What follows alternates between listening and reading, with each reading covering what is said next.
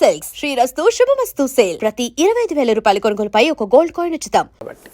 So మీ గురువుగారి యొక్క అమరేశ్వర ప్రసాద్ గారు ఒక సూత్రం, ఆయన చూసి మేము అనుభవించడం అన్నారు. అంతే ఈ అనుభవించడం అనే లక్షణం మీకు వాగ్గేయకారులను అనుభవించి చెప్పడానికి కూడా అది పనికొచ్చింది. అదొక స్టెరాయిడ్, ఒక ఇంజెక్షన్ లాగా మీకు పనిచేస్తుంది. సరే, గోశాలను ఇంకా స్థాపించాల్సిన అవసరం ఉందా? గోశాల మీరు ఎందుకు స్థాపించారనుకున్నారు? మేము గోశాల స్థాపించడానికి కారణం, ఇది చాలా చాలా ముఖ్యమైన ప్రశ్న. చంద్రశేఖరేంద్ర సరస్వతి స్వామి వారు పీఠాధిపతిగా అనేక అనుగ్రహ భాషణాలు చేశారు. చేసినప్పుడు ప్రతి చోట కూడా ఏదో ఒక అంశం గురించి మాట్లాడి మీరు దీన్ని ఇట్లా పాటించండి అని చెప్తూ ఉండేవారు. ఆయన గోవు గురించి చేసిన అనుగ్రహ భాషణంలో ఒక చోట నేను ఒక వాక్యం చదివాను. ఆయన అనుగ్రహ భాషణం అంతా చేసేసి చిట్ట చివర అన్నారు, ఒక పీఠాధిపతిగా, ఒక గురువుగా ఈ గో సంరక్షణ విషయంలో చెయ్యగలిగినంత చేశానన్న తృప్తి నాకు కలగలేదు, ఇది ఇంకా కొనసాగింపబడాలి అని అన్నారు. నాకు అది చదివిన తర్వాత అనిపించింది, నేనంటూ జీవితంలో చేస్తే ఎప్పుడైనా ఒక మంచి ఆదర్శవంతమైన గోశాల, ఎన్ని వందల ఆవులు ఉన్నాయి కాదు, ఆవుని ఎలా చూడాలన్న దానికి ఒక మార్గదర్శనం చేసే గోశాలగా ఒకటి నిర్మాణం కావడానికి నేను కారణం కావాలి అనుకునేవాడిని. అది కాకినాడ పట్టణంలో అయ్యప్ప స్వామి దేవస్థానంలో గోవైభవము అని ప్రవచనాలు చేస్తే అది విని మా వాళ్ళందరూ అన్నారు. ఆ రోజుల్లో పాపం మహానుభావుడు ఈ ఆకొండి లక్ష్మి గారని, ఆవిడ ఇల్లు అమ్మేసి ఆవిడ చనిపోయిన తర్వాత ఆవిడ భర్త గారు రాధాకృష్ణ గారని ఆయన ఇచ్చిన ధనంతో ఇక్కడ ఈ భూమి కొన్నాం. రావడానికి కూడా వసతి ఉండేది, సౌకర్యం ఉండేది కాదు. ఆ రోజుల్లో ఇది కట్టడానికి డబ్బులు లేకపోతే మా వాళ్ళందరూ గోసేవ అంత గొప్పది కాబట్టి మనం శ్రమదానం చేద్దామని రోజు ఇంచుమించు 200-300 మందిని వచ్చి మంచి బట్టలు కట్టుకొని వచ్చి ఆ మంచి బట్టలన్నీ విప్పేసి ఒక చోట పెట్టేసి మట్టి కొట్టేసినవి, చిరిగిపోయినవి బట్టలు కట్టుకొని రాళ్ళు మట్టి కూడా మోసామండి. ఆ రోజుల్లో వెంకటేశ్వర భక్తి ఛానల్ ఈ శ్రమదానాన్ని ప్రసారం చేసింది. చుట్టుపక్కల దేవస్థానాలు ఉదయం నైవేద్యం పెట్టిన పదార్థాన్ని పలహారం చేయమని పంపించేవి. ఆడవాళ్ళైతే కోట్లకు పడగలెత్తిన వాళ్ళు చేతులు కందిపోయి కాయలు కాసి ఇంటికి వెళ్ళడం నాకు ప్రత్యక్ష అనుభవం. నేను ఈ గోశాల కట్టినప్పుడు ఎన్ని రోజులు మట్టి మోసాను. మూల మహాస్వామి వారి మంటపం ఉన్న చోట అయితే నేను ఆ మట్టి పారతో తవ్వి బడలిపోయి నేను అక్కడ కూర్చుని ఉంటే నేను బాగా అలిసిపోయి ఏదో ఎవరితోనో మాట్లాడుతూ కూర్చున్నాను. ఎందుకో ఇలా చూసేటప్పటికీ ఇంత జెర్రీ, పేరంటాల జెర్రీ అంటారట వాటిని, ఇంత జెర్రీ నా జీవితంలో చూడడం అదే మొదటిసారి. ఆ జెర్రీ వచ్చి నా పాదం పక్కన పడుకునుంది. అది కుడితే పావుతో సమానంట. అంత భయంకరమైన విషక్రిమిలు, ఇంతంత మంటకప్పలు ఉండేవి. వాటి మధ్యలో ఆ రోజుల్లో అంత కష్టపడి ఆడ మగ వరసలో నించుని రాళ్ళెత్తి కొన్ని లక్షలు శ్రమదానంలో మేము దాన్ని జాగ్రత్త చేసి మేడంటే మేడా కాదు, గూడంటే గూడు కాదు అని మొదలెట్టిన గోశాలండి. అలా కష్టపడి నిర్మాణం చేసుకొచ్చి గోవు అంటే పరదేవతే, భారతంలో ఏది చెప్పారో, గోసూక్తంలో ఏది చెప్పారో అది యథార్థము అని అంత భక్తితో చూస్తారు. అందుకే ఈ గోశాలలో మరక పడితే మా వాళ్ళు పవిట కొంగు నీళ్లలో ముంచి తుడిచేస్తారు. ఇది మనది ఆ భావన. దీనికంటే కూడా అది ఇంకా పవిత్రమైనది. అంత కష్టపడి నిర్మాణం చేశారు. ఆవుల్ని అంత జాగ్రత్తగా చూస్తారు. ఇక్కడికి పశుసంవర్ధక శాఖ వాళ్ళు వచ్చి చూసి, అదేమిటి ఇప్పటికీ ఆవు మరణించి 5 ఏళ్ళు అయి ఉండాలి అని చెప్పినంత వయస్సు వచ్చేసేంత వరకు ఆవులు ఎద్దులు ఇక్కడ బతుకుతాయి. అంటే అంత ప్రేమగా చూస్తారండి, అంత జాగ్రత్తగా దాణా తినిపిస్తారు. గో సుప్రభాతంతో మొదలుపెట్టి గోవు ఏకాంత దేవాలయంలో ఎలా జరుగుతుందో గోవులకి ప్రత్యక్షంగా అలా జరుగుతుంది. గో పూజా మందిరం కూడా అంత పవిత్రంగా ఉంటుంది. ఆ పైన చాతుర్మాస్యానికి స్వామివారు వచ్చినప్పుడు ఆయన వచ్చినప్పుడు ఇన్ని వేల మంది వస్తారు, ఇక్కడేమో తగిన వసతి లేదు, ఇదంతా మట్టి బురద, వర్షాకాలం ఎలా అని మేమందరం బెంగ పెట్టుకుంటున్న రోజుల్లో అంతలో వచ్చారు అన్నట్టు వచ్చారు వరప్రసాదరెడ్డి గారు. వచ్చి ఇది నేను నిర్మాణం చేస్తానని ఆయన బోలెడంత ధనాన్ని వెచ్చించి, అందుకే దీనికి శాంతా వసంత మంటపం అని పేరు పెట్టాం. ఇంత గొప్ప మంటపాన్ని నిర్మాణం చేస్తే ఈ వేదిక మీదే 70 రోజులు చంద్రమౌళీశ్వర ఆరాధన త్రికాలములు, ఒక్కొక్కసారి 2 కాలాలు జరిగింది. కొన్ని వేల మంది భక్తుల పాదధూళితో పునీతం అయిపోయింది. ఎంతమంది మహాపురుషులు వచ్చారు. అలా మేము నమ్ముకున్న గోమాతే దీన్ని ఇంత వృద్ధిలోకి తెచ్చింది. ఇప్పుడు ఇది చూసి ఓ గోశాలంటే గోవుల్ని ఇంత బాగా చూడాలి అని ఎన్ని చోట్ల ఎన్ని గోశాలలు వచ్చాయో. నేను ప్రవచనానికి వెడితే ఏమండి మీ గోశాల అంటారు. నా గోశాల కాదండి, అది దానికి వేరే ట్రస్ట్ బోర్డు ఉంది, అది నా స్వంతం కాదు. కానీ నేను దానితో మమేకం అయిపోయాను. ఎప్పుడూ ఇల్లు ఇక్కడ దగ్గరగా కట్టుకుని ఇక్కడికే ఎక్కువ వచ్చి గడుపుతా ఊళ్ళో ఉంటే. అందుకని చాగంటి కోటేశ్వరరావు గారి గోశాల అనే దీనికి పేరు. ఎంతమంది ఎన్ని చోట్ల గోశాలలు కట్టారు, అంత బాగా గోవుల్ని రక్షిస్తున్నారు. నేను ఎక్కడికి ప్రవచనానికి వెళ్ళినా ఏమండి మీ ప్రవచనం విని ఇదిగోనండి గోశాల కట్టామంటారు. అన్నిటికన్నా నేను జీవితంలో పొందిన గొప్ప తృప్తి, నేను కర్నూలు ప్రవచనానికి వెళ్ళినప్పుడు అక్కడ నాకు వెళ్ళినప్పుడు భోజనం పెడుతూ ఉంటుంది ఒక అమ్మాయి. ఆ అమ్మాయి నాతో మాట చెప్పింది. పెళ్లి రోజో పుట్టినరోజో ఆ అమ్మాయిది, భర్త ఏదో బహుమానం కొనిపెడదామని తీసుకెళ్తుంటే జంతు వధశాలకి తీసుకెళ్ళిపోతున్నారు ఒక వృద్ధ గోవుని.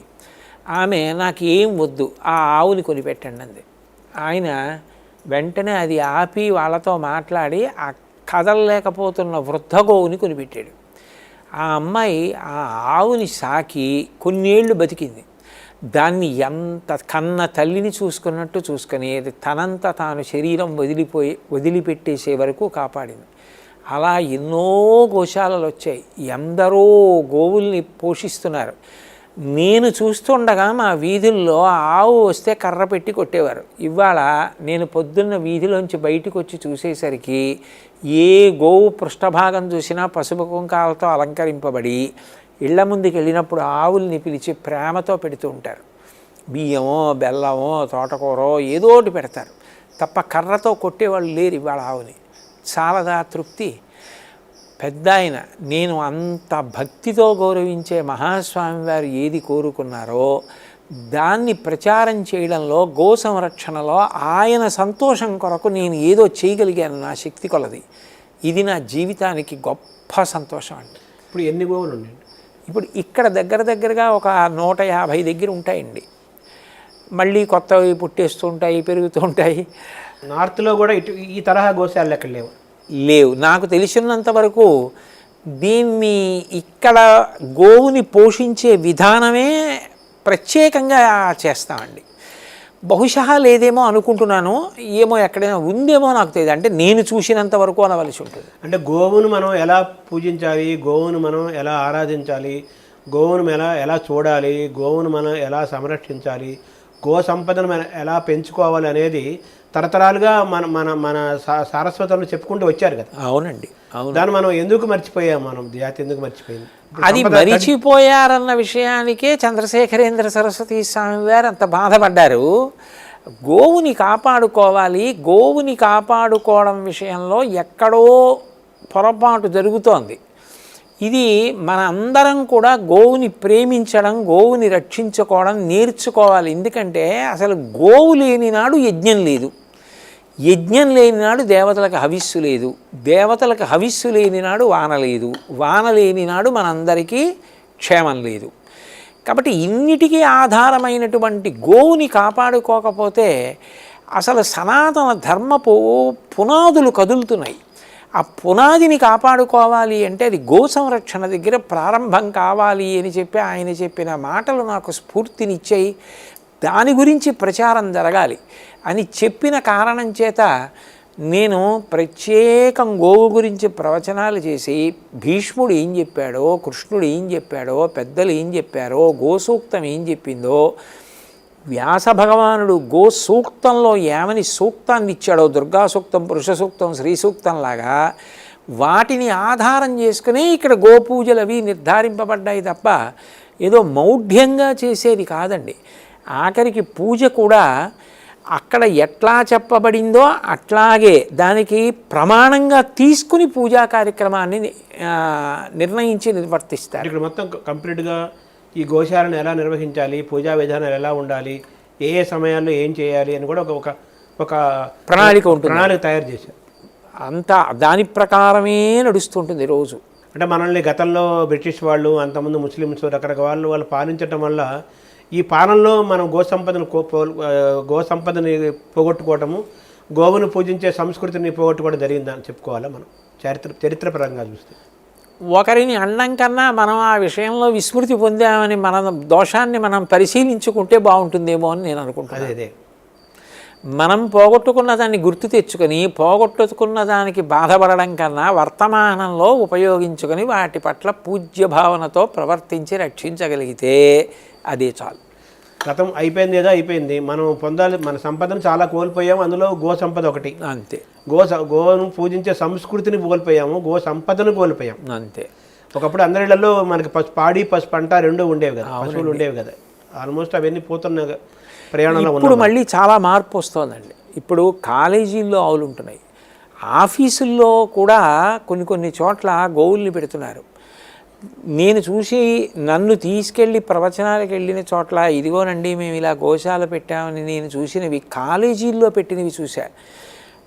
కార్యాలయ ప్రాంగణాల్లో మేము ఇదిగోనండి 2 ఆవుల్ని పెట్టుకుని వాటికి ముందు నమస్కారం చేసి లోపలికి ఎడుతున్నామని చూపించినవి చూశా. ఇదిగో మేము గోశాల మా ఓపిక కొద్దీ కట్టి 10 పోషిస్తున్నామన్న వాటిని చూశా. ఇళ్లల్లో గోవుని పెట్టుకున్న వాళ్ళని చూశా. ఇప్పుడు నా దగ్గరికి ఈ మధ్యనే ఒక వారం క్రితం ఒక ఆయన వచ్చి ఒక వింతైన మాట చెప్పాడు. మీరు గో సంరక్షణ గురించి ఇంత చెప్పారు కదా, నేను చాలా బాధపడుతుండేవాడిని, నేను అపార్ట్మెంట్లో ఉంటున్నాను ఎలాగని ఇప్పుడు నాకు ఒక ఆలోచన వచ్చింది. నేను అపార్ట్మెంట్లో నాకు 6 అడుగుల వెడల్పునుంది, విశాఖపట్నంలో ఉంటారు మూర్తి గారిని ఆయన. నేను ఒక చిన్న పొంగనూరు ఆవును ఒక దాన్ని తీసుకెళ్ళి అక్కడ పెట్టి దానికి నీళ్లు పెట్టి రోజు గోసేవ చేసి నేను అక్కడే పాలు పిండి స్వామికి అభిషేకం చేసుకొని గోసేవ బాల్కనీలో చేసుకుంటా. మా వాళ్ళందరినీ అడిగా, నాతో పాటు అద్దెకుంటున్న వాళ్ళని, అయ్యో చక్కగా చేయండి అన్నారు. అందుకని చెప్పి నేను అది జారిపోకుండా దానికి కావలసిన చాపలు వేసి రోజు నేను మా ఆవిడ దానికి పోషణ చేస్తాం. ఇద్దరం ఎక్కడికైనా వెళ్ళవలసి వస్తే 4 రోజులు దాన్ని చూసేవాడిని కూడా ఏర్పాటు చేసుకున్నా. అందుకని అపార్ట్మెంట్లో కూడా గోవుని పోషించవచ్చు అని అక్కడ పెట్టుకోవడానికి నేను మార్గదర్శి అయ్యాడు అని నిర్ణయించుకున్నాడు. అంటే మహాస్వామి వారు సంతోషించట్లా, ఆయన సంతోషం కన్నా నాకు కావలసిందే ఉంది. మిగతా అపార్ట్మెంట్ల వాళ్ళు కూడా ఇప్పుడు ఆయన ఆదర్శంగా తీసుకొని మనం కూడా చేతిలో ఒక మోడల్ తయారు చేశారు. మీరైతే ఎలాగ ఈ గోశాల నిర్మించి గోశాల ఎలా ఉండాలి, గో సంరక్షణ ఎలా చేయాలి, గో పూజ ఎలా చేయాలి, ఒక సిలబస్ మీరు ఎలా తయారు చేశారు. మిగతా వాళ్ళు కూడా దానికి ఆయన ఒక మార్గదర్శనం చేశాడు. అంతా కూడా ఈ గోశాల ప్రేరణతో జరిగింది. ఇప్పుడు సనాతన ధర్మాన్ని రక్షించుకోవటం అనేది గోవుని పరిరక్షించుకుంటూనే మొదలవ్వాలంటారు. అంతే. అక్కడ ఎందుకనంటే వేదం చెప్పిన, గోసూక్తం చెప్పిన, ఆఖరికి భీష్ముడు అనుశాసనిక పర్వంలో చెప్పే విషయం ఏమిటంటే ఆశ్రమంతో సంబంధం లేకుండా అందరూ కూడా యజ్ఞం చేస్తే ఎంత ఫలితం కలుగుతుందో అంత ఫలితాన్ని తేలికగా పొందడానికి, భగవంతుడికి ప్రత్యక్షంగా మేము నోట్లో తినిపించలేకపోతున్నాం నైవేద్యం అన్న బెంగ లేకుండా గ్రాసాన్ని చేత్తో పట్టుకు తినిపిస్తే చాలు. గౌర్వారగ్ని, అగ్ని శ్రేయస్సునిస్తుంది హోమం చేస్తే. అట్లాగే అగ్ని ఆరాధన ఎలా శ్రేయస్సునిస్తోందో గోవుని ఆరాధించడం అగ్ని సంరక్షణం అగ్ని ఆరాధనతో సమానమైపోయింది అని వేదమే అంగీకరిస్తోంది.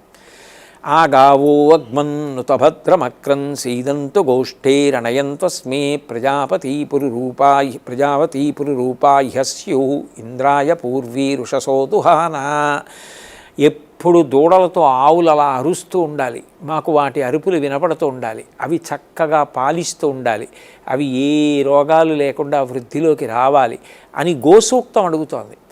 అయినప్పుడు మనందరం కూడా ఆ గోవుల్ని పోషించడంలో ఎంత సంతోషం ఉంది. పైగా అన్నిటిని మించి మీకు ఒక పరిమితిని అధిగమించడం గోవుల వల్లే సాధ్యం.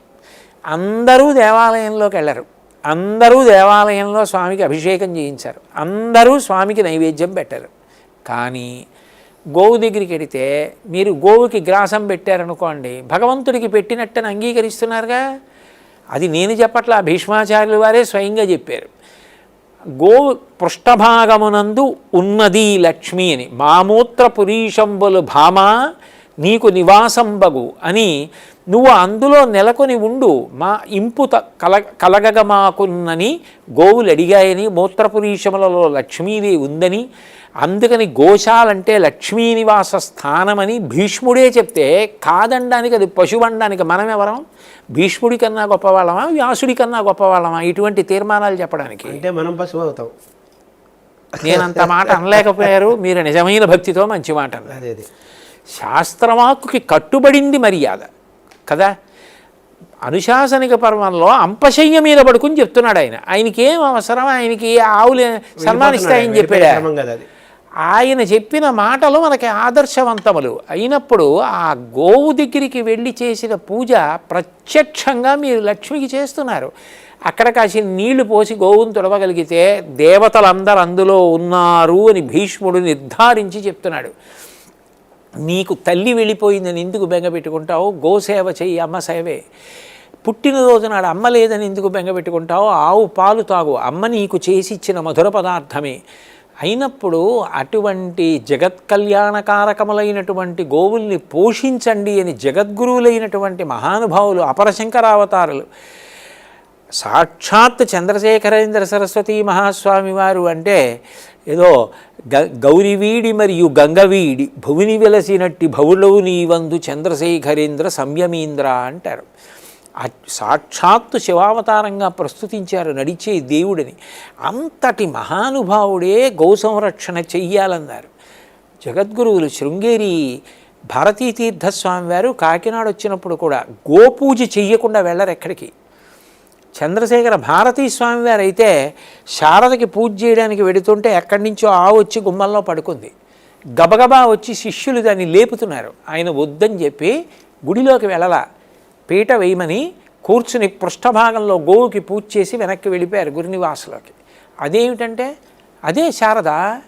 ఇంకా కొత్తగా శారద దగ్గరికి వెళ్ళడం ఏమిటి? శారద ఎదురొచ్చేందుకుందన్న సంస్కృతంలో సరస్వతి అని కూడా అర్థం కాదు. అయినప్పుడు ఇంతమంది మహానుభావులు చెప్పిన మాట కాదని అది పశువు అనడానికి మనం ఎవరం?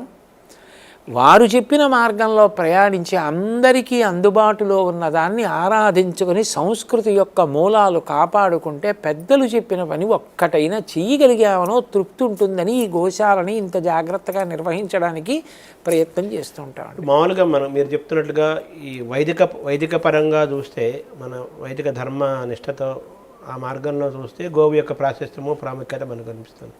ఆరోగ్యపరంగా చూసినా కానీ ఆ గోవును పాలు కానీ, గోవు నెయ్యి కానీ, గోఘృతం అంటారు కదా, ఇవన్నీ కూడా చాలా గొప్పవి కదా. వీటి గురించి ఇంకా తెలియాల్సిన అవసరం, అవేర్నెస్ తక్కువ ఉందని చెప్పాలి కదా. మనకు తక్కువ ఉందండి. కానీ ఒకటి, అవి నిజంగా మీరు ఇందాక అన్నారే గోమాత అని. ఇప్పుడు ఈ కాకినాడ పట్టణంలోనే భానుగుడి జంక్షన్లో శిశు మందిరం అని ఒకటి ఉంటుంది, ప్రభుత్వ ఆధ్వర్యంలో నిర్వహింపబడుతుంది. కొంతమంది సరైన జీవన విధానం లేని వాళ్ళు బిడ్డల్ని కనేసి ఎక్కడ వదిలేసి వెళ్ళిపోతుంటారు. ఆ పసిబిడ్డల్ని తెచ్చి అందులో పెడతారు. ప్రభుత్వం వాళ్ళు ఇచ్చేటటువంటివి ఆ నిధులు ఆ పిల్లల్ని పోషించడానికి సరిపోవు. ఈ గోశాల పెట్టిన కొత్తల్లో ఆ విషయాన్ని ఆ నిర్వాహకులు వచ్చి చెప్పారు. వక్కలంక రామకృష్ణ గారని గొప్ప సమాజ సేవ చేస్తాడు మహానుభావుడు. ఇప్పటికీ ఆనాటి నుంచి ఈనాటి వరకు మహాశివరాత్రి శివలింగాభిషేకానికి కూడా అవసరమైతే బయట కొంటాను తప్ప, పొదుగు దగ్గర పాలు 5 లీటర్లు వెళ్ళిపోతాయి శిశువిహార్కి. అవి అలా పట్టకూడదు కాబట్టి నీళ్లు కలిపి ఆ పసిపిల్లలకి పడతారండి. వాళ్ళ తల్లి ఎవరో తెలియదు, కానీ ఆ పాలు తాగి కొన్ని వందల మంది శిశువులు బ్రతికారు. వాళ్ళందరూ పెరిగి పెద్దవాళ్ళై దత్తతలు స్వీకరింపబడి ఎక్కడెక్కడికో వెళ్ళి ఇవాళ సంతోషంగా ఉన్నారు. స్వర్గలోకం అవి వదిలేయండి, గోశాల నిర్వహించి గోవుల్ని కాపాడితే అన్ని వందల మంది పిల్లలు బ్రతుకుతున్నారు. ప్రత్యక్షంగా సంతోషం కదా. రోగులు కొంతమంది ఇక్కడికి వచ్చి, అయ్యా మమ్మల్ని ఆవు మూత్రం సేవించమన్నారు, ఆవు నెయ్యి కావాలి, ఆవు పాలు కావాలి అని అడుగుతారు. ఆ పిడకతో ఏదో చేసుకోమన్నారు, పిడకలు కావాలని అడుగుతారు. వాళ్ళందరూ అది వాడి ఏదో కొంత ఉపశాంతి పొందుతున్నారు. అందుకని వచ్చి పట్టుకెడుతూ ఉంటారు. ఇంతమందికి ఇహంలో కూడా అది ఉపయోగపడుతోంది. అన్నిటినీ మించి పెంటపోవు, ఆవుల యొక్క మలమూత్రాలు తీసేసి అవన్నీ కూడా పక్కన వేసేస్తాం. అవి పెద్ద పెద్ద కుప్పలు అయిపోతాయి. వ్యవసాయదారులు వస్తారు, అయ్యా మాకు అది ఇస్తారా అని అడుగుతారు. మేము ₹1 అడగం వాళ్ళ దగ్గర. మీరు తెల్లవారి లేస్తే కొన్ని కోట్ల మందికి అన్నం పెడుతున్నారు, మీరు ఏమైనా ఇవ్వగలిగితే, మీరు ఇద్దాం అనుకుంటే అది కూడా మళ్ళీ గోవులకే ఖర్చు పెట్టేస్తాం. మీరు కొంత గడ్డి ఇవ్వగలిగితే ఇవ్వండి, కొద్దిగా తౌడు ఇవ్వగలిగితే ఇవ్వండి, చిట్టి ఇవ్వగలిగితే ఇవ్వండి, లేదా ₹11 ఇవ్వండి, ₹1 ఇవ్వండి. తీసుకెళ్ళి మీరు పొలంలో పోసుకొని 10 మందికి పంట పండించి పెట్టండి. ఎంతమంది రైతులు వచ్చే ట్రాక్టర్లలో ఆ పెంటపోగు పట్టుకెళ్ళి పోసుకొని పంటలు పండించుకుంటూ ఉంటారు. ఇన్ని రకాలుగా ఉపయోగపడుతున్నది లక్ష్మి కాలా? ఇంకా లక్ష్మి అంటే ఏమిటి? వైదికమైన ధర్మంతో పాటు గోవు చాలా ఆరోగ్యం కాబట్టి, గోవు పాలు గోవు నెయ్యి ఆరోగ్యం కాబట్టి గో సంపదను పెంచుకోవాల్సిన అవసరం చాలా ఉంది. గోవు పట్ల ఇంకా కూడా చాలామంది ఇంకా దాని అవగాహన పెరగాల్సిన అవసరం కూడా ఇంకా ఉంది. అంతే కదా దీని యొక్క సారాంశం. ఇంత సాధనలో, మీ ఆధ్యాత్మిక సాధనలో అరిషడ్ వర్గాన్ని మీరు జయించారా? అబ్బో లేదండి, అంత పెద్ద మాట అనలేదు. అరిషడ్ వర్గాన్ని జయించలేదు, కానీ జయించే ప్రయత్నం చేస్తుంటాను. మంచి మాటలు గుర్తు తెచ్చుకొని ఇలా చెప్పబడింది కదా, పోన్లే ఇవాళ నేను తడబడినా ఇది నాకు ఒక అవకాశంగా స్వీకరించి వచ్చేసారి నేను దీన్ని ఇలా దిద్దుకోవాలి, ఇలా ఉంచుకోవాలి అనుకుంటూ ఉంటాను. గెలిచానన్నంత స్థాయి చెప్పలేను శర్మగారు. అదే కొంత ప్రయత్నం చేస్తూ ఉంటాను, కొంత శాతం ఖచ్చితంగా తగ్గించుకున్నానండి. అంటే అంత ముందుకి ఈ సాధన పెరిగే కొద్దీ అరిషడ్ వర్గం పూర్తిగా జయించడం మానవ సాధ్యం కాదు కాబట్టి ఎంతో కొంత అది అదుపులో ఉంచుకోవడానికి ప్రయత్నం చేస్తున్నారు. అదే తర్వాత మీరు ధ్యానం చేస్తారా? మీ ఉపాసన మామూలుగా శుద్ధితో పాటు ఆ ధ్యానము పిల్లలు యువతరానికి పోటీ పరీక్షలకు వెళ్ళేవాళ్ళు, చదువుకునే వాళ్ళకి, తర్వాత రకరకాల ఒత్తిళ్లకు గురయ్యేవాళ్ళు అందరూ గురవుతున్నారు. చిన్నవాడు అవుతున్నాడు, పెద్దవాడు అవుతున్నాడు. ఈ ధ్యానము దానికి మార్గదర్శనం అవుతుంది కదా, ఎంతో కొంత వాడిని మంచి మార్గంలో నడిపిస్తుంది కదా. ప్రశాంతతకి మారు పేరు ధ్యానం. ఆ ధ్యానం వల్ల ఏమవుతుందంటే ఆ ప్రశాంత చిత్తం ఏర్పడుతుంది. ముందు మీరు ప్రశాంతంగా ఉండగానే మంచి విషయాలు స్ఫురణకు వస్తాయి, మంచి నిర్ణయాలు చేసుకోగలుగుతారు. అయితే నేను పిల్లలకి చెప్పేది ఏదంటే, ధ్యానం ఒక్కటే కాదండి, సమయపాలన చాలా అవసరం. ఒత్తిడి తగ్గించుకోవాలి అంటే మనం ఏ సమయానికి ఏ కార్యక్రమాన్ని చెయ్యాలనుకుంటున్నామో ఆ సమయానికి తగినట్టుగా సిద్ధం అవ్వడం నేర్చుకుంటే, ఆ కార్యక్రమం ఇవాళ నేను చెయ్యాలి కాబట్టి దానికి నేను సంసిద్ధం కావడం, ఆ సమయానికి వెళ్ళడం, ఆ సమయానికి పూర్తి చేయడం, తరువాత నేను ఎన్ని చెయ్యగలనో అన్నిటినీ ఆ రోజు ప్రణాళికలో చేర్చుకోవడం. ఎక్కువ చేర్చుకుని ఒత్తిడి పడకూడదు, తక్కువ చేర్చుకొని తమో గుణానికి వశం కాకూడదు. ఒకరోజు ఒక వ్యక్తి నిర్వహించగలిగిన వాటిని చక్కగా నిర్వహిస్తూ వెడితే ప్రశాంతంగా ఉండడం అలవాటు అవుతుంది. అది ధ్యానానికి కొనసాగింపు. అట్లా కాకుండా 23.5 గంటలు ఒత్తిడితో ఉండి అరగంట నేను ఒత్తిడి తగ్గించుకోవడానికి ధ్యానం చేస్తాను అంటే అది మంచి పద్ధతి కాదు. ఒక రోజంతా ధ్యానంగా మారేటట్టుగా చూసుకోవాలి. రివర్స్ అవ్వాలి. ఏ పని చేస్తున్నారో దాని మీదే దృష్టి నిలబడాలంటే ఒత్తిడి పరిహరింపబడాలి. ఒత్తిడి తగ్గాలంటే ఇప్పుడు నేను ఈ పని చేస్తుంటే ఈ పని ఎంతవరకు చేయాలో అంతవరకు చేసి నేను మళ్ళీ వెళ్ళి ఇంకో పని చేసుకోవడానికి కావలసినట్టుగా ప్రణాళిక చేసుకున్నాను అనుకోండి, ఒత్తిడి ఉండదు. నేను ఏది చేస్తున్నా దాని మీద దృష్టి పెట్టి చేయడానికి నాకు అవకాశం ఉంటుంది. అదే ధ్యానం. అప్పుడు ధ్యానం విస్తరిస్తుంది అంటాను నేను. అంటే ఈ ధ్యాన తపో యోగ మార్గాలు ఉన్నాయి కదా, ఇవన్నీ ఒకదానికి కొంత మనం అలవాటు అయ్యే కొద్దీ మిగతాయి కూడా ఒక్కొక్కటి మనకు మన జీవితంలో ప్రవేశిస్తాయి కదా. అవి జాతిని, సమాజాన్ని, వాళ్ళ జీవితాలని సక్రమంగా మార్చడానికి ఉపయోగపడతాయి. ఈ క్రమంలో భగవద్గీత పరంగా మీరు ఎంత ప్రయాణం చేశారు? భగవద్గీత అనేటటువంటిది ఆచరణాత్మకమైనటువంటి గొప్ప విషయాలతో కూడుకుని ఉంటుందండి. అపోహలు, అర్థం లేని విషయాలు, ఇటువంటి వాటినన్నింటినీ కూడా నిర్ద్వందంగా ఖండించి యథార్థంగా మనం చెయ్యవలసిన కర్తవ్యత నిష్టని మనకి నేర్పుతుంది. ఇది నువ్వు చెయ్యాలి, ఇది నువ్వు చెయ్యకూడదు. తెలిసి కానీ తెలియక కానీ ఇలాంటిది పట్టుకుంటే ఇలా జారతావు, తెలిసి కానీ తెలియక కానీ ఇలా పట్టుకుంటే ఇలా పైకి ఎక్కుతావు.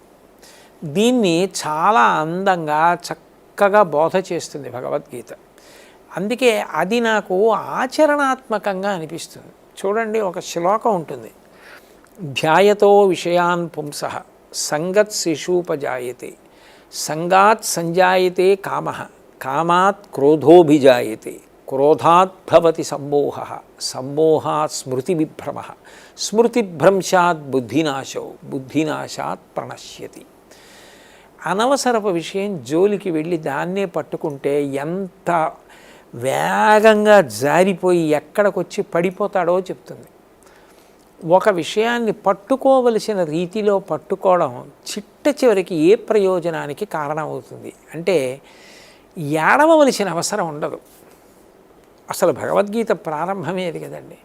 కృష్ణ భగవానుడు నోరు విప్పి మాట్లాడుతూ ప్రజ్ఞావాదాంశ్చ భాషసే గతాసూనగతాసంశ్చ నాను సూచింతి పండితాహ, ఏడవకు, నువ్వు అన్నీ తెలుసున్న వాళ్ళ మాట్లాడి ఏడవకుండా ఉండడం నేర్చుకో అని మొదలుపెట్టి మళ్ళీ పూర్తి చేసేటప్పుడు సర్వధర్మాన్ పరిత్యజ్య మామేకం శరణం వ్రజ అహం త్వా సర్వపాపేభ్యో మోక్షయిష్యామి మాసుచ. ఏడవద్దు, ఏడవకు మధ్యలో భగవద్గీత. అంటే అసలు భగవద్గీత పట్టుకున్న వాడికి ఆచరణాత్మకంగా భగవద్గీతని మనం ఉపయోగించుకుందాం. ఇది కథ కాదు, ఇది ప్రతి శ్లోకం పట్టుకుని అనుష్ఠానంలోకి తెచ్చుకోవలసింది అన్న కోణంలో భగవద్గీతని పరిశీలించి అనుష్ఠిస్తే ఏడవలసిన అవసరం ఉండదు. ఏడవడానికి ఎంత దూరం అవుతాడంటే భగవద్గీతకి అంత దగ్గర అవుతాడని అర్థం. భగవద్గీతకి దగ్గర అవుతాడంటే ఏడవడానికి దూరం అవుతాడు. ఆఖరికి ఆ ఏడుపు మానేయడం అన్నది ఎక్కడి వరకు విడుతుంది అంటే శరీరం పడిపోతోందన్న ఇది అనివార్యమైన పరిణామమే కదా. దీని గురించి వాసాంసి జీర్ణాన్ని యథా విహాయ నవాని గృహ్ణాతి నరోపరాణి తథా శరీరాన్ని విహాయ జీర్ణాన్ అన్యాని సంయాతి నవాని దేహి. ఏడవడానికి ఏముంది అని ఏడవడానికి అవకాశం లేకుండా బ్రతకగలిగిన మనుష్య జన్మ కన్నా గొప్ప జన్మ ఇంకేమిటి ఉంటుంది? అదే సార్థక్యం. అది ఇవ్వగలిగిన ఆచరణాత్మకమైన విద్య నేర్పగలిగిన అద్భుతమైన గ్రంథం భగవద్గీత. అంటే భగవద్గీతలో ఏదైతే చెప్పారో అవన్నీ ఆచరించగలిగినవి, అలాగే తగినవే, కానీ ఆచరించగలిగినవి కూడా. ఆహారం దగ్గర నుంచి ఆయన అన్నీ మాట్లాడాడు కదండి. అందుకని అది అయ్యో దూరం అయిపోయిందని ఏడవలసిన పరిస్థితి అంటూ వస్తే ఒక్కటే. ఇంకా ఆచరించడానికి అవకాశం లేకుండా చచ్చిపోయిన వాడి దగ్గర భగవద్గీత వేసి అసలు నిజంగా బతికుండగా ఆచరించవలసిన వాడు బ్రతికున్నప్పుడు దాన్ని వినకపోవడమే శోచనీయమైన విషయం. వాడు వెళ్ళలేదని అడవాలి మరి. అప్పుడు ఎందుకు భగవద్గీత? అప్పుడు దాకా వెళ్ళలేదని వాడికి వినిపిస్తున్నారు. అప్పుడు ఆచరించవలసిన వాడు ఆచరించాలి తప్ప అది ఆచరించడానికి రా అంటే ఇంకా ఆచరించే అవకాశం పాప ఆయనకి లేదు. ఆయన శరీరాన్ని వదిలేశాడు, ఆచరించడానికి సాధనమే అది, దాన్ని వదిలేశాడు. ఆయన దగ్గర భగవద్గీత పెడితే ఉపయోగం ఏమిటి? మనం ఆచరించాలి. మనం భగవద్గీత అందుకోసమని చెప్పి దాన్ని తీసుకుంటే ఎక్కువ ఉపయుక్తం అవుతుందని నా భావన. ఒకవేళ అట్లా భగవద్గీత పెట్టడం వల్ల శోకం తగ్గుతుందేమో అంటే ఏమో, అది కూడా మంచిది. అప్పుడు కూడా నేనేం కాదనడానికి ఏముంది. అది వైరాగ్యం వైపు కాదు, మనిషిని కర్తవ్యోన్ముఖులను చేసి చైతన్యం నింపే గీతి కదా అది భగవద్గీత అనేది. అందుకే కదండి అంతా విన్నవాడు ఏమన్నాడు, నాకు అంతా అర్థమైంది, కాషాయం గుడ్డలు ఎక్కడున్నాయి పట్టండి వాడికి అనవసరం కదా. నష్టో మోహ స్మృతిర్లబ్ధ అన్నాడు. నా అజ్ఞానం పోయింది, నాకు ఏది తెలియాలో అది గుర్తొచ్చింది, పదండి ఎక్కుతున్నాను రథం అన్నాడు. అది కాషాయం కాదు వాడు కోరింది. ఆయన కోరుకున్నది సర్వసంగ పరిత్యాగం కాదు, ఆయన కర్తవ్య నిర్వహణకు ఉద్యుక్తుడయ్యాడు. సరే, ఇప్పుడు మీరు అన్నారు కదా ఆచరణ సాధ్యమే భగవద్గీత అన్నారు కదా, అందులో స్థితప్రజ్ఞత అంటుంటారు కదా, అది సాధ్యమా? అసలు మీరు సాధించారా? అసాధ్యమైన దాన్ని చెప్పరు, కానీ కొన్ని సాధించడం తేలిక, కొన్ని సాధించడానికి అలసట లేని ప్రయాణం అవసరం. ఇప్పుడు నేను ఇక్కడి నుంచి పిఠాపురం పురుహూతిక అమ్మవారి దర్శనానికి వెళ్ళి దర్శనం చేసుకుంటా, కాలినడకన వెడతానన్నాను అనుకోండి, మోకాళ్ళ నొప్పులు లేకుండా ఆ పటుతో ఉంటే అది పర్వాలేదు. ఏదో పొద్దున్న మొదలు పెడితే 6 గంటలకు బయలుదేరితే 8:30కో 9 గంటలకో పురుహూతిక అమ్మవారి దేవాలయానికి చేరిపోవచ్చు. అందులో ఇక్కడి నుంచి అంటే మరీ దగ్గరే. కానీ అన్నవరం వెడతానన్నాను అనుకోండి, కొంచెం ఓ రోజంతా నడవడానికి ప్రణాళిక చేసుకోవాలి. కాశీ పాదయాత్ర చేస్తానన్నాను అనుకోండి, అసలు ఆ సంకల్పమే చాలా కష్టంతో ఉంటుంది. కానీ కాశీయాత్ర పాదయాత్ర చేసి వచ్చాడు అనుకోండి, ఆయన గురించి చెప్తే ఏమని చెప్తారంటే ఆయన కాశీ నడిచెళ్ళి వచ్చిన ఆయనేనా అంటారు. 2-3 కోటేశ్వరాలు ఉన్నారనుకోండి, ఏమై కోటేశ్వరరావు కనపడుతున్నాడా అంటే ఎవరు కాశీ వెళ్ళొచ్చిన ఆయనేనా అంటారు. అంటే ఆయన జీవితంలో అది అంత గొప్పది అయిపోయింది. కాశీ వెళ్ళి రావడం ఎంత గొప్పో స్థితప్రజ్ఞత అంతే గొప్ప. అయితే పిఠాపురం వెళ్ళి రావడానికి కాశీ వెళ్ళి రావడానికి ఇక్కడి నుంచి తేడా ఎలా ఉంటుందో, శారీరకం అదే మానసికము. అలిసిపోయి మధ్యలో అబ్బాయి ఎప్పటికొస్తుందిలే కాశీ అని వాహనం ఎక్కేస్తానంటే, అందుకని దానికి ఏమిటంటే మరి జాగ్రత్తగా చదివి జీవితంలో వచ్చే ఒడుదుడుకుల్ని ఇవన్నీ కూడా మనకి ప్రయోగశాలలు. దీన్ని ఇక్కడ నేను పట్టుకోవాలి, చూసావా ఇక్కడ నేను తడబడ్డా, ఇది వచ్చేసారి నేను తడబడకూడదనమాట, ఇది నాకు అవకాశం అని ఎప్పటికప్పుడు పరిశీలించుకుంటూ నిలబడగలిగితే మరి అలా చేరిన వారు ఉన్నారు కదండి. నేను అసాధ్యమని చెప్పలేం, కానీ సుసాధ్యమని చెప్పలేం, అంత తేలిక అని చెప్పలేరు. ఈ స్థితప్రజ్ఞత సాధనలో మీకు ఎన్ని మార్కులు వేసుకుంటారు మీరు? అంటే సాధారణంగా ఎవరి పేపర్ వాడే దిద్దుకోవడం మంచి లక్షణమా? నన్ను నా పేపర్ నన్నే దిద్దుకోమన్నారు అనుకోండి, దిద్దుకుంటారని రెడ్డింగ్ పెన్ను తీసుకొని very bad you should improve అని రాసుకుంటాను. మీరే అలా ఉంటే ఇంకా మీరు ఎలా మరి? అంటే ఇందులోనండి ఎలా ఉంటుందంటే, ఇది రామకృష్ణ పరమహంస మాటల్లో చెప్పాలి అంటే, చేరాము అని చెప్పేసుకుని అక్కడ ఉండిపోతాము, అలా ఉండిపోతాము అని చెప్పడం ఎప్పుడు కాలంలో సాధ్యం కాదు. ఎందుకంటే there may be pitfall. మనిషి అలా అనుకోవడమే జారడం మొదలవడం. అసలు అంతకన్నా ఈశ్వర కృపచేత నా ప్రస్థానం ఇలా నడుస్తూ ఉండాలి. నా ప్రస్థానం నన్ను నేను పరిశీలించుకుంటూ ఎప్పుడూ అలా ఊంచుకోగలగాలి అనుకుంటూ ఉండడం మంచిది తప్ప, మీరు చెప్పినట్టు ఎంత స్థాయికి చేరామన్నది ఇంకొంచెం సాధన పెంచుకోవడానికి పనికి రావడం వరకు, అది తప్ప ఏదో నేను ఇంత అని చెప్పి వేరొకరికి ఆదర్శం కావడానికి ప్రయత్నం చేయడానికి పెద్దలు చాలామంది ఉన్నారు. దానికి నేను ఎందుకు శర్మ గారు నన్ను వదిలేద్దురు, దానికి మిమ్మల్ని వదిలేస్తే ఇంకెవరిని పట్టుకోవాలి? చాలా మంది ఉన్నారు శర్మ గారు, వాళ్ళందరినీ ఆదర్శంగా స్థితప్రజ్ఞత. అలాగే స్వధర్మం అంటారు కదా, భగవద్గీత కూడా స్వధర్మాన్ని తెలుసుకోమంటోంది కదా. ఇప్పుడు స్వధర్మాన్ని మనం తెలుసుకునే దాంట్లో మనం ఎక్కడున్నాం ఈ దేశం, మన భారతీయులను? ఎవరి ప్రయత్నంలో వారు ఉన్నారనుకోండి, అంతే. మీరు మీ స్వధర్మం మీకు ఎప్పుడు తెలిసింది సార్? గురువుల అనుగ్రహం. స్వధర్మం మీరు తెలుసుకున్నారు కదా, తెలుసుకుని ఉంచుకోవడానికి ప్రయత్నం, అది కూడా దాన్ని వదిలిపెట్టేయకూడదు అని తెలుసుకున్నాను కదా. అంటే ఇప్పుడు ఈ గోశాల పెట్టాలనుకోవటం కానీ, అంతే కదండి, తర్వాత మనం ఇటువంటి జీవనాన్ని జీవిద్దాం అనుకోవటం కానీ, తర్వాత మన జీవితం పట్ల తృప్తిగా ఉందాం అనుకోవటం కానీ, అవన్నీ మౌలికమైన విలువలు కదండి. అహింస, సత్యము, భూతదయ, ఇవన్నీ అందరికీ ఉండవలసిన మౌలికమైనటువంటి గుణాలు. అంటే ఆ జీవన మార్గమే మన భారతీయమైన సనాతన ధర్మము. సరే, ఒక్కొక్కరు వాళ్ళ ఆశయాలు సంకల్పాలతోటి ప్రయాణం చేయటం, తను తెలుసుకోవటము, వెళ్ళటం అనేది అది స్వధర్మంలో అంతే పెద్ద పన్న, అంతే కదా. సో మన భారతీయమైన సనాతన ధర్మము పరిరక్షణకి డోకా లేదనే విశ్వాసంతో మీరు ఉన్నారా? అయ్యో, అందులో అనుమానం లేదండి.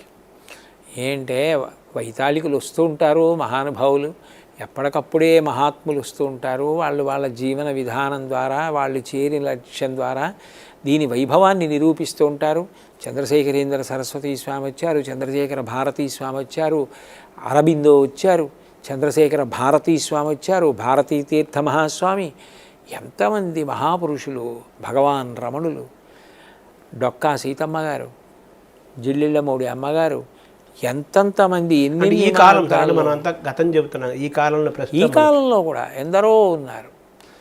సాధన చేసిన వాళ్ళు, చేస్తున్న వాళ్ళు, ఆ మార్గంలో నడుస్తున్న వాళ్ళు, ఎందరి చేతనో గౌరవింపబడుతున్న వాళ్ళు, ఆపదలు దాటుతున్న వాళ్ళు ఎందరో ఉన్నారండి. అందుకని అందులో నాకు అనుమానం ఏం లేదు. భారతదేశం ఒకప్పుడు గొప్ప జ్ఞానభూమి, వేదభూమి, కర్మభూమి కదా. ఇప్పుడు మన భారతదేశం యొక్క అనేక సంస్కృతుల సంగమంగా ఏర్పడటం వల్ల చాలా వాటిని మనం కోల్పోయిన క్రమంలో మనం ఉన్నాం కదా. సో భారతదేశానికి పూర్వవైభవం వస్తుందనే విశ్వాసం ఉందా మీకు ఎప్పటికైనా? కానీ ఒకప్పటి వస్తుందండి, తప్పకుండా వస్తుంది, అనుమానం లేదు. ఎందుకనంటే ఏదైనా ఒక మంచి విషయాన్ని చెప్పినప్పుడు దాన్ని ఎంతమంది అంగీకరిస్తున్నారు, ఆచరిస్తున్నారు అన్న దాన్ని బట్టి తెలుస్తుంది కదా.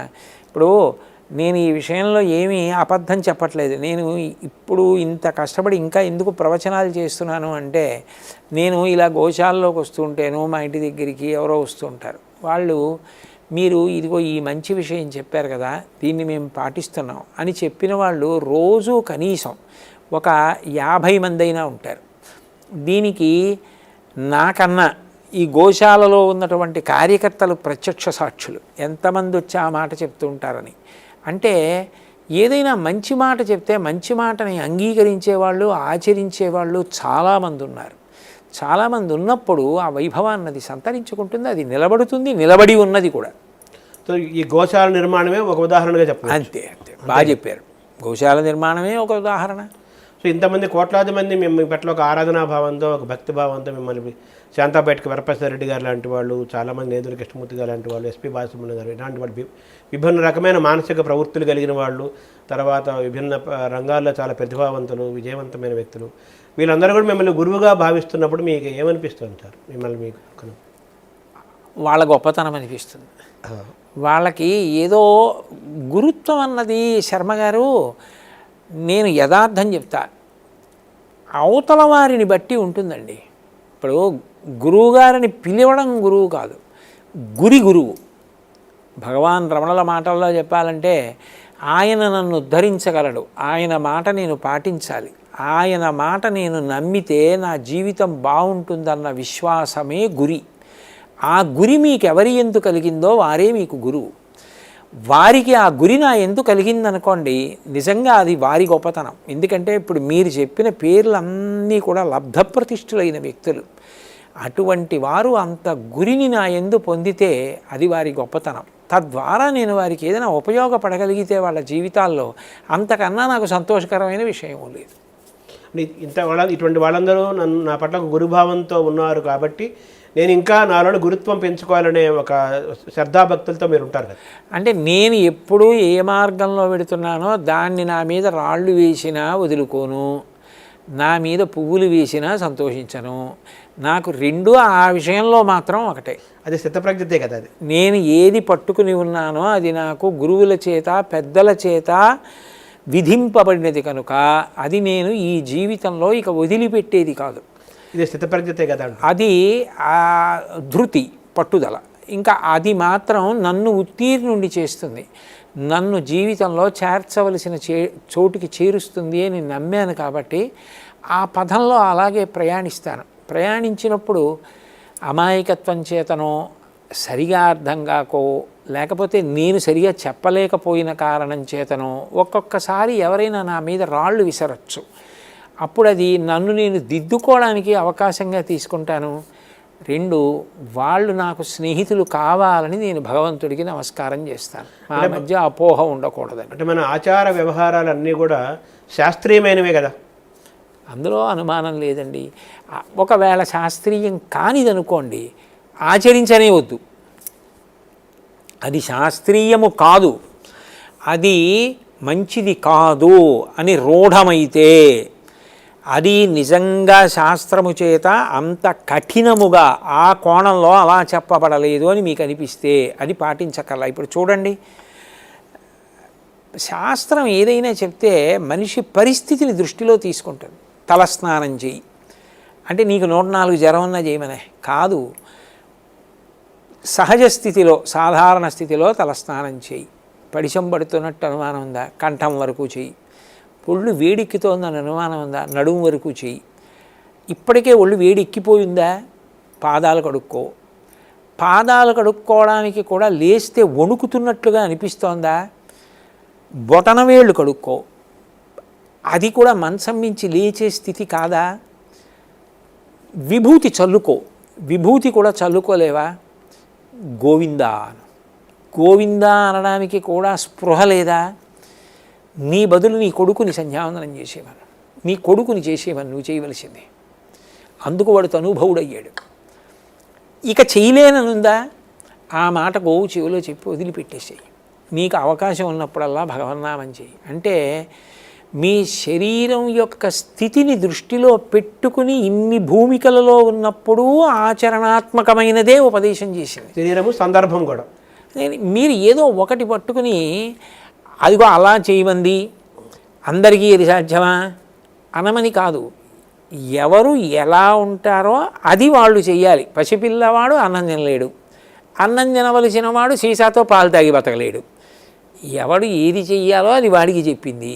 ఆ కోణంలో తీసుకున్నప్పుడు అందులో విమర్శించడానికి అవకాశం ఉంటుందని నేను అనుకోవట్లేదు. వాళ్ళ శరీర పరిస్థితి సందర్భం. ఒకవేళ అది నిజంగా ఆచరణాత్మకం కాదు అని మీకు అనిపిస్తే అది వదిలిపెట్టి మీకు ఆచరణాత్మకమైనదే మీరు స్వీకరించండి. అందులో దోషం ఏంది? ఇందులో శాస్త్రంలో ఇది మాకు పట్టుకోవడానికి యోగ్యం అని ఉంది, మీరు పట్టుకోగలిగిందే పట్టుకోండి. అంటే ఇప్పుడు చాగంటి కోటేశ్వరరావు గారు చెప్పారు మేము చేసాము అనేది అంత మీ పట్ల అంత విశ్వాసం కలిగినందుకు మీరు పక్క మీకు చాలా కృతజ్ఞత ఉన్నప్పటికీ మీరు జాగ్రత్తగా ఉండని కూడా మీరు సంకేతాన్ని ఇస్తున్నారు. అంతే కదా. ఎందుకనంటే నేను ఎప్పుడు చెప్పినా ఇదే చెప్తా. ఇప్పుడు అందరూ వేదం చదువుకున్న వాళ్ళు కారు, అందరూ హోమం చేయరు, కానీ భగవన్నామం చెప్పుకోవడానికి అభ్యంతరం ఏముందండి? ఇప్పుడు ఇవి చేసుకుంటే నువ్వు తరించావు అంటే అజామీనుడు ఎలా తరించాడు? ఆయన శక్తికి అది అవకాశం అయితే అది చేసి తరించు. తిన్నడికి భక్తి ఉంది, ఆయనకి పాపం తెలియదు, కానీ ఆయన ఆ భక్తితో పట్టుకెళ్ళి చేసిన అభిషేకపు తీరుకు శంకరుడు అనుగ్రహించాడు. ఆయన శక్తిని దృష్టిలో పెట్టుకున్నాడు. ఆయనకి ఎంత తెలుసు, ఆయన ఏం చేశాడు కాదు, ఎంత భక్తితో చేశాడు ఈశ్వరుడు చూస్తాడు. నీ గుండెల నిండా భక్తి ఉంది, నువ్వు చేయగలిగింది చేసుకుంటూ వెళ్ళు చాలు. సార్, అమరేశ్వర ప్రసాద్ గారు మీ గురువు గారు, వారు మొన్నటిదాకా ఉన్నారు కదా, మీ 28 ఏళ్ల వయసులో మీరు ఆయనతో మీకు పరిచయం ఏర్పడింది. మీరు ఇలాగా ఒట్టుడు అంతే ఇలా ఒక పెద్ద వ్యక్తిగా ప్రాచుర్యం చెందారు కదా. అది ఆయన ఏమన్నారు సార్ మీ యాత్ర చూసి? మా గురువు గారు మహానుభావుడండి. ఆయన పొంగిపోతుండేవారు, సంతోషపడిపోతుండేవారు. కానీ చూడండి, విశ్వామిత్రుడు బాలకాండలో ప్రతి సర్గకి ఓసారి భద్రంతే అంటుంటాడు. అలా ఒరేయ్ నాయన జాగ్రత్త, ఒరేయ్ నాయన ప్రయాణాలు ఎక్కువ చేయకు, ఒరేయ్ నాయన ఆరోగ్యం జాగ్రత్త, ఒరేయ్ నాయన వేళ పట్టును తిను, ఒరేయ్ పెద్దవాడు అవుతున్నావు, 60 ఏళ్ళు దాటాయి, షష్ఠి పూర్తి అయిపోయింది. పాపం ఆఖరణ ఆయన నాకు నా భార్యకి చెప్పినవి కూడా ఇప్పటికీ నాకు వినపడుతుంటాయి. ఒరేయ్ చాదస్తాలకు పోకు, సంధ్యావందనం చేసుకుని ప్రవచనానికి వెళ్ళే ముందు అమ్మ వీడికి ఏదైనా పెట్టి పంపించు, 60 దాటిందమ్మా, వీడికి షష్ఠి పూర్తి అయింది, వెళ్ళి ఎక్కడో చెప్పి 1 గంటకి తిన్నవాడు రాత్రి 9ంటికి వచ్చి ఏం తింటాడమ్మా, 8 గంటల ఖాళీ కడుపుతో ఏదైనా పెట్టి పంపించమ్మా. ఎవరు చెప్తారు? మా అమ్మ తర్వాత అలా చెప్పింది మా గురువుగారే. ఎప్పుడు ఎక్కడికి వెళ్ళినా, ఏ క్షేత్రంలో దర్శనం చేసినా, ఎక్కడ జపం చేసుకున్నా నాకు ఫోన్ చేసి, ఒరేయ్ ఇవాళ చేసిన జపంలో నీకు ఇంత భాగం ధారపోసానురా, నువ్వు ఇంకా వృద్ధిలోకి రావాలరా అనేవారు. ఒరేయ్ జాగ్రత్తరా, అందరూ నువ్వు అనుకున్నట్టు ఉండర్రా, రాళ్ళు విసిరేవాళ్ళు కూడా ఉంటారా, వద్దురా, మరీ జాగ్రత్తగా ఉండరా, లౌక్యం నేర్చుకోరా, లౌక్యం అన్న మాటకి దూరంగా బ్రతుకుతానంటావురా, వద్దురా అలా ఉండకురా అనేవారు. అంటే ఒక కన్న తల్లి ప్రేమ ఎలా ఉంటుందో అంత ప్రేమ.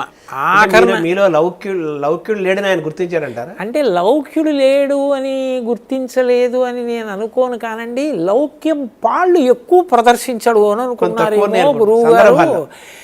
అలా ప్రదర్శిస్తే వీడు ఎక్కువ ఇబ్బందులు ఎదుర్కోకుండా ఉండేవాడేమో అని గురువుగారికి నా మీద ఒక అభిప్రాయం ఉండేది అని నాకు ఆయన చెప్పిన సందర్భాలని బట్టి అనిపించేది. ఇప్పుడు అవన్నీ నేను చెప్పకూడదు అనుకోండి. ఆయనకి ఏంటంటే కన్న తల్లి ప్రేమ, వీడిని ఏదో పొదివి పట్టి కాపాడేసుకోవాలి, వీడికి ఎలా అయినా కొద్దిగా గొడుసుతనం నేర్పాలి. పిల్లలకి చూడండి, తల్లి అనుకుంటుంది నీకు గొడుసుతనం లేదంటుంది.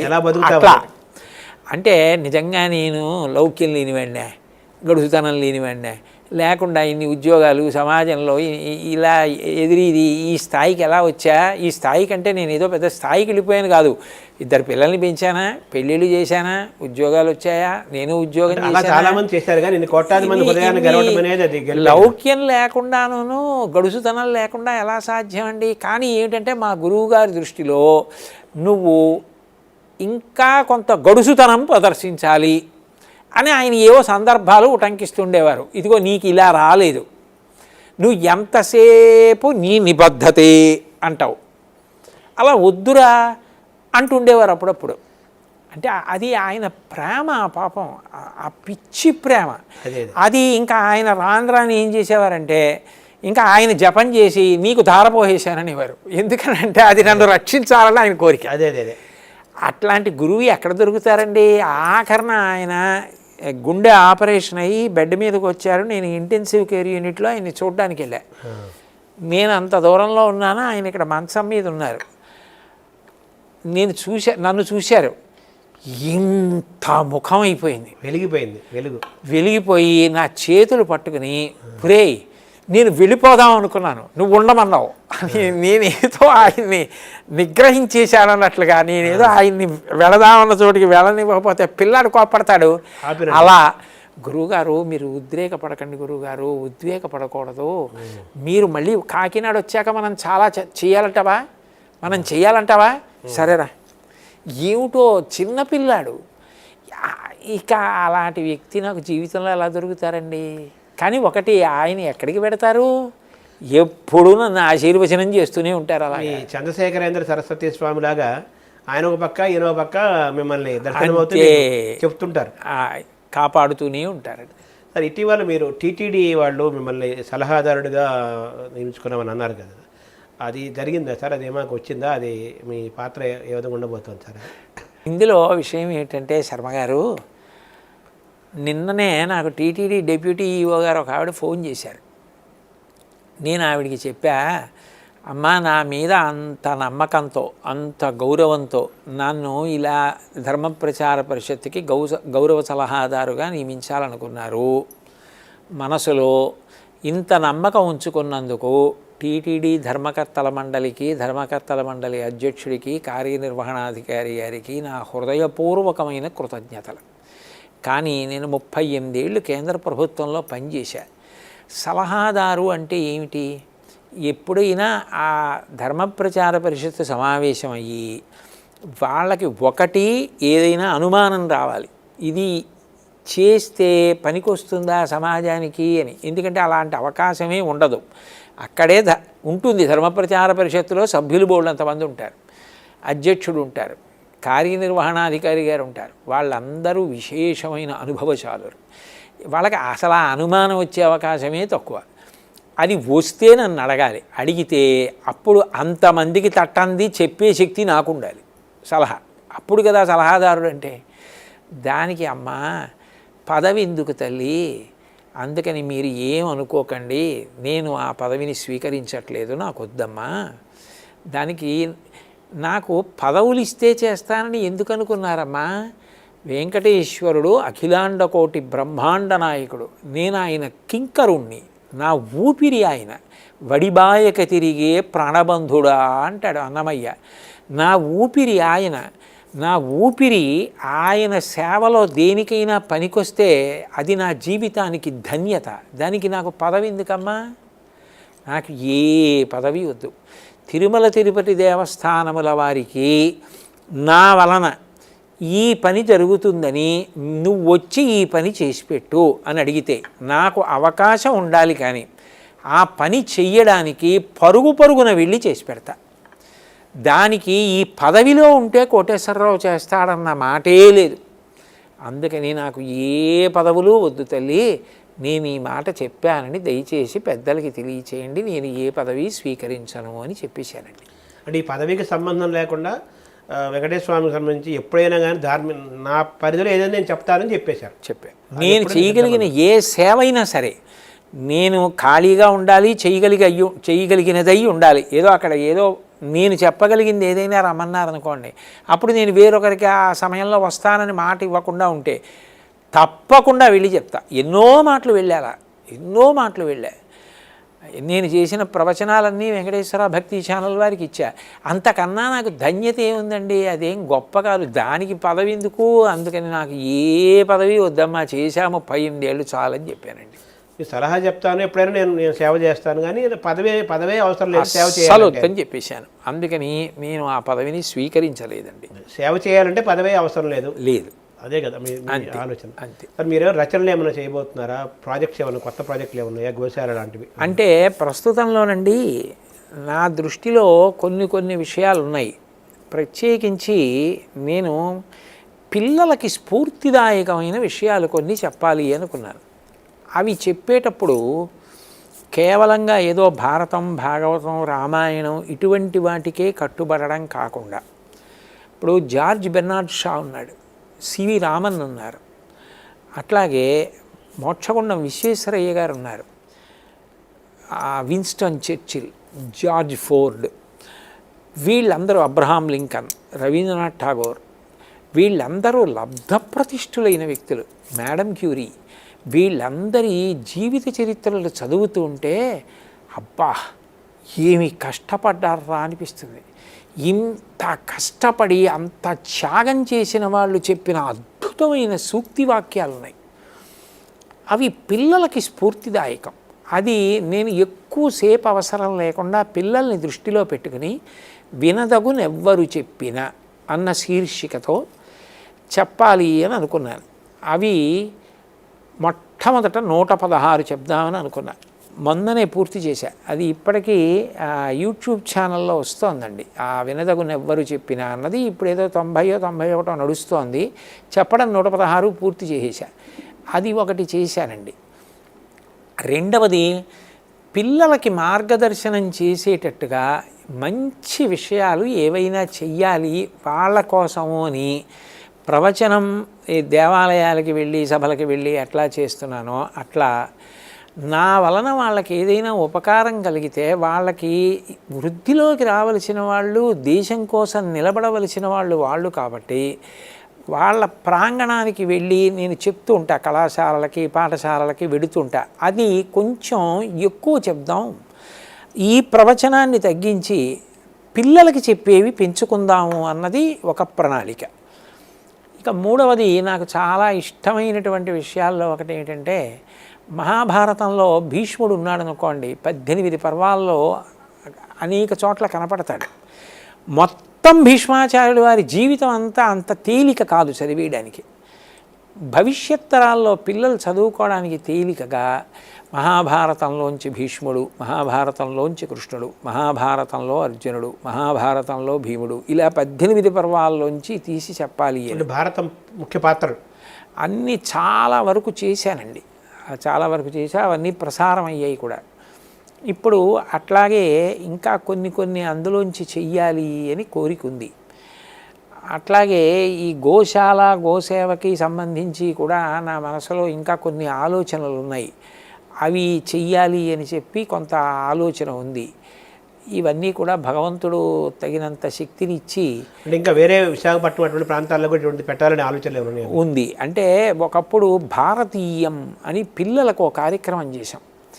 అది ఏమిటి అంటే 2 రోజుల సెషన్ చేశామండి. చేసి మొదటి రోజు పిల్లలే వాళ్ళే ఒక సర్దార్ పటేల్ గారిగా, ఒక గాంధీ గారిగా, ఒక నెహ్రూ గారిగా వాళ్ళ జీవిత చరిత్రల్లోంచి వాళ్ళు ఎంత కష్టపడి అంత వాళ్ళు అయ్యారో వాళ్ళ జీవిత సందేశం ఏమిటో. శాస్త్రి గారు ఉన్నారనుకోండి, జై జవాన్ జై కిసాన్, అట్లా ఏదో పటేల్ గారు ఉన్నారు ఇంటిగ్రేటెడ్ ఇండియా, అట్లా తయారు చేసి వాళ్ళ యొక్క మేకప్ వేసి వాళ్ళు వచ్చి పిల్లల్ని ఉద్దేశించి మాట్లాడారు.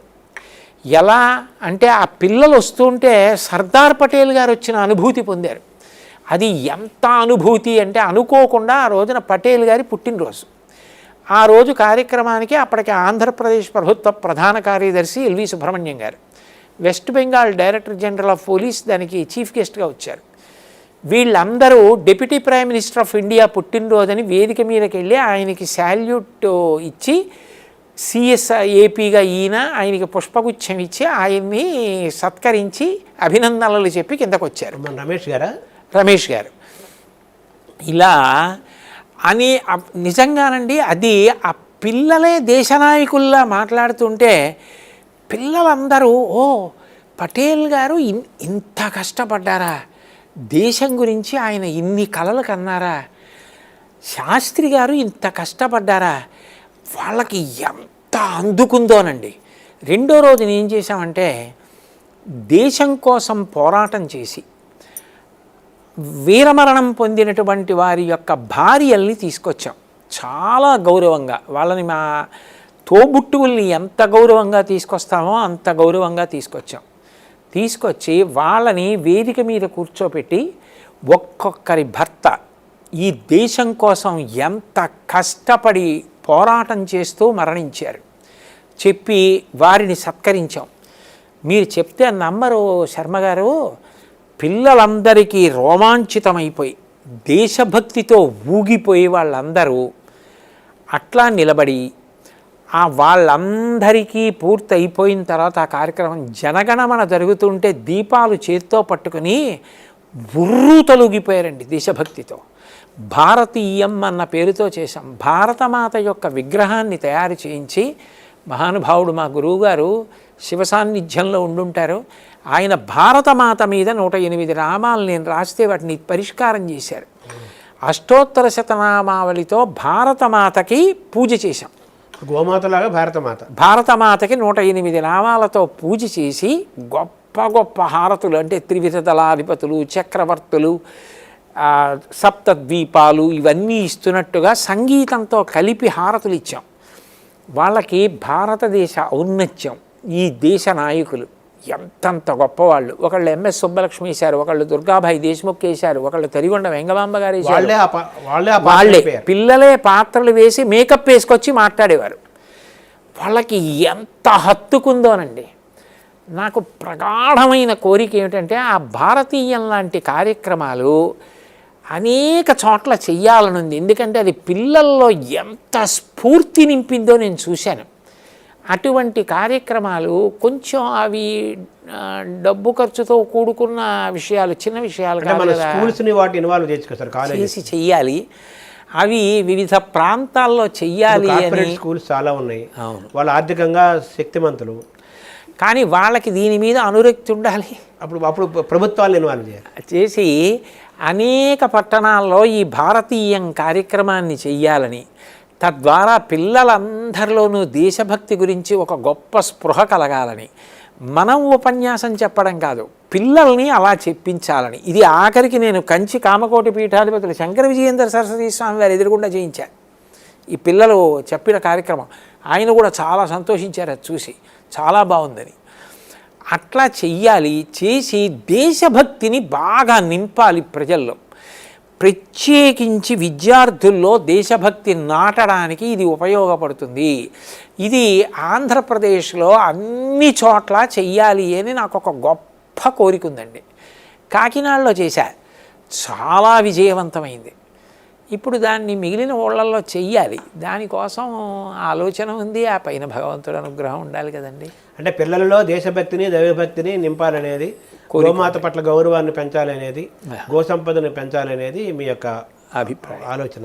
పిల్లల నుంచి రేపటి తరాలు కాబట్టి ఇప్పుడే వాళ్ళకి సరైన పాలు, సరైన రక్తము, సరైన వేడి అందిస్తే వాళ్ళు గొప్ప పౌరులుగా తీర్చిదిద్దుతారండి. వాళ్ళల్లోంచి మళ్ళీ కొప్పరప కవులు, శంకరాచార్యులు, తిరుపతి వెంకట కవులు, మళ్ళీ ఓ జాషువా గారు, మళ్ళీ ఓ ఎంఎస్ సుబ్బలక్ష్మి గారు, ఓ ఘంటసాల వెంకటేశ్వరరావు గారు, ఓ అంబేద్కర్ గారు, వీళ్ళందరూ రావాలి అంటే అసలు ముందు ఆ దేశభక్తి ఏర్పడాలి కదండి. అది లేకుండా మిగిలినవి ఏ ఉన్నా వ్యక్తిగత స్వార్థానికి వెళ్ళిపోతుంది. ఆ మీరు చెప్తున్నారు కదా పిల్లల్లో అంత చిన్న వయసులో కూడా వాళ్ళకి ఒక్కొక్కరితో ఆ పాత్రలు వేయించి ఆ జ్యోతులు వెలిగించినప్పుడు వాళ్ళు పూనకమెక్కి దేశభక్తితో వాళ్ళు చాలా స్పందించారండి. ఎంత ఆనందపడిపోయారండి.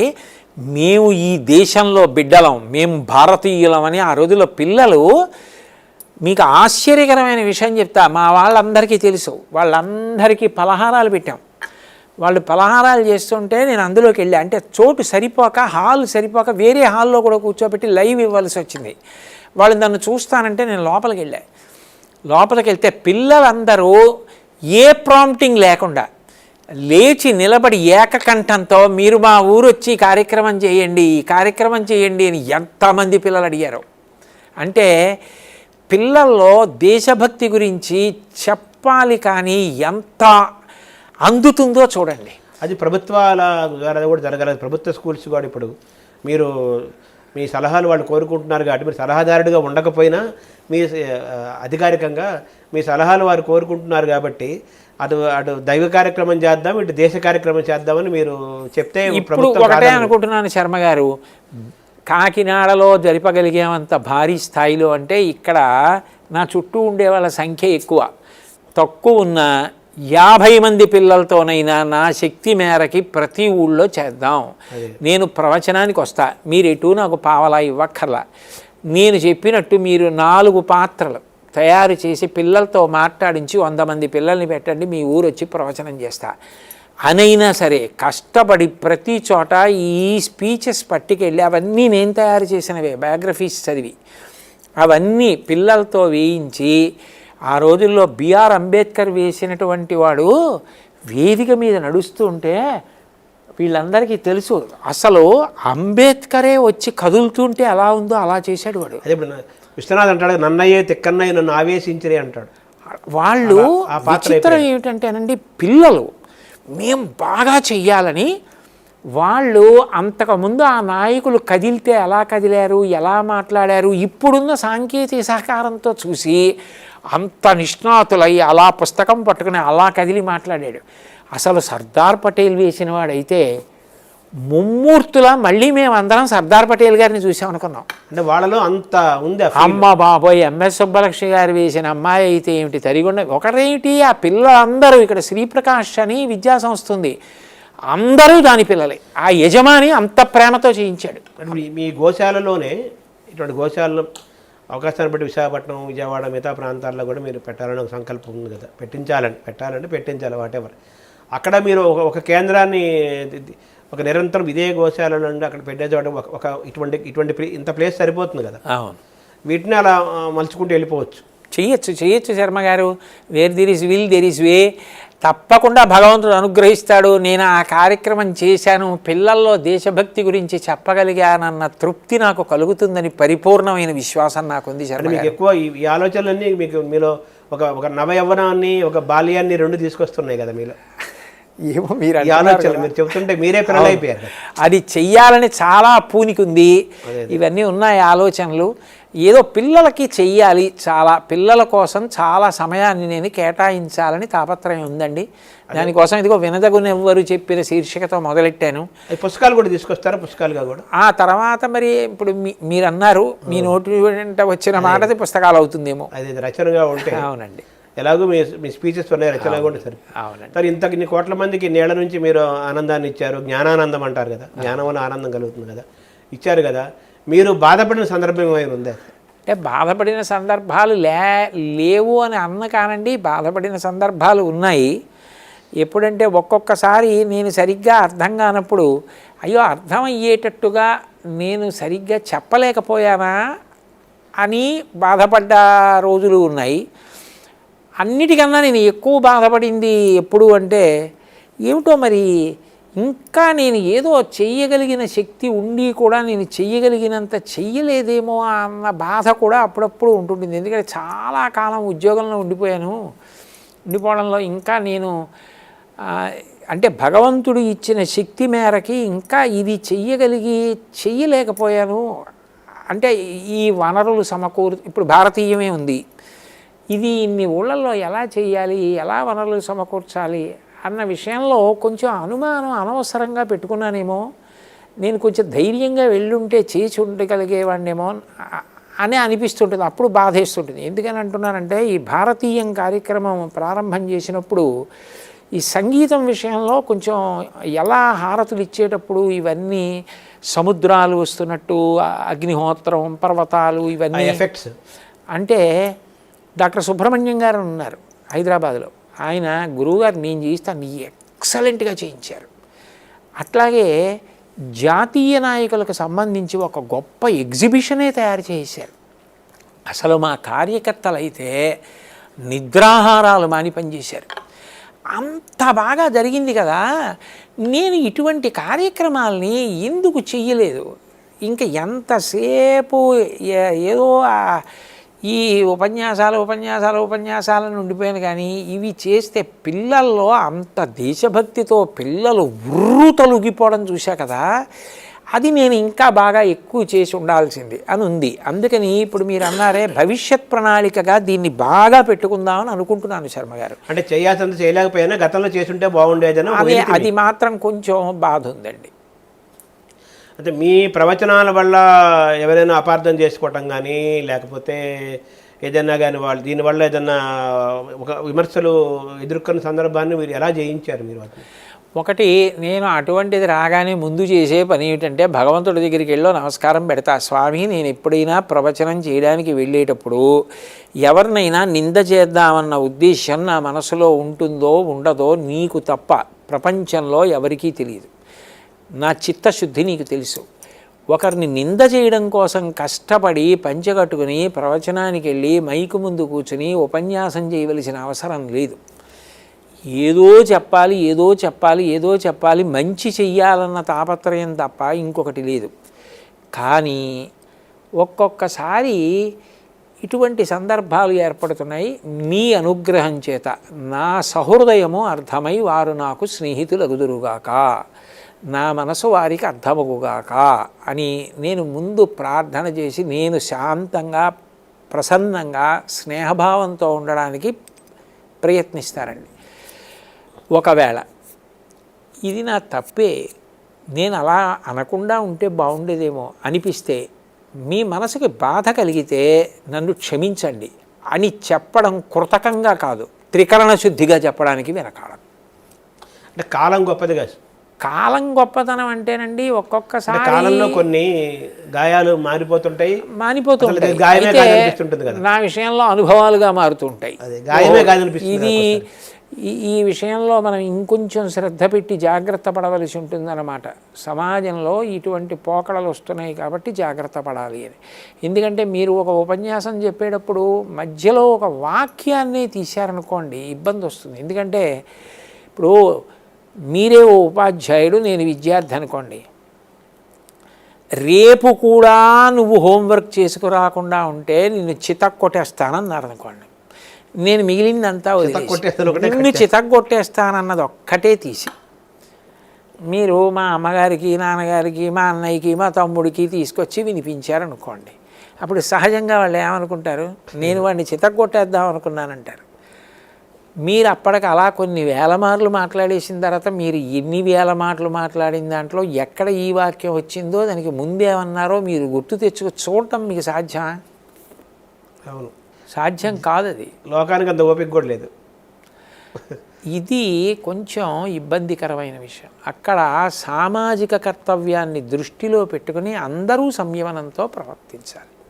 సార్ నమస్కారం సార్. చాలా ఇది బాగా తెలిసిన ఇద్దరు వ్యక్తులు మాట్లాడుకున్నట్టుంది. అది చాగంటి కోటేశ్వరరావు గారు చాలా సంయమనంతో, చాలా సహనంతో తన జీవన ప్రయాణాన్ని, ప్రస్థానాన్ని, ముఖ్యంగా దైవభక్తిని, దేశభక్తిని పిల్లల్లో పెంచాలని, గో సంపదను పెంచాలని, గోమాతను మాతగా దైవంగా భావించి పూజించాలని, గోశాలలు పెరగాలని, గో సంస్కృతి పట్ల అవగాహన పెరగాలని ప్రజలు, ప్రభుత్వము, పిల్లలు, పెద్దలు అందరూ కలిసి ఈ భారతదేశం ఔన్నత్యాన్ని చాటి చెప్పాలని, భారతీయతను నిలబెట్టాలని కోరుకుంటున్నారు. నమస్కారం. చాలా